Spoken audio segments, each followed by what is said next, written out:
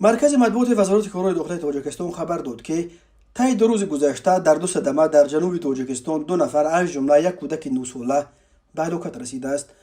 از جمله 14 فوریه سال 2023 تقریبا ساعت 16:50 دقیقه راننده автомашین تمغه اوپل استرا بهادرخان زین‌الله سال تولدش 1993 ساکن نویه کوشانیان هنگامی از سمت نویه بلخی به سمت شهر بختار حرکت نمودند در حدود جماعت دیهات ثروت استقلال نویه کوشانیان از حدود دوره واسطه نقلیات نبرآمده پیادهگرد نابالغ حضرت قلف سمندر سال تولدش 2014 ساکن نویه مذکور پخش نموده است.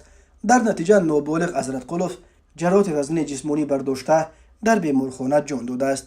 شب 15 فوریه سال 2023 تقریبا ساعت 01:15 دقیقه راننده автомашین تمغه اوپل استرا رحمانوف منصور سال تولدش 1987 ساکن شهر وحدت هنگامی از سمت شهر وحدت به سمت شهر نورک حرکت نمودند در حدود جماعت دیهات دکانی شهر نورک از حدود دوره واسطه نقلیات نبرآمده است و ماشین او به قسمت چپ رو برآمده به چقوری تقریبا 100 متر چپ شده است.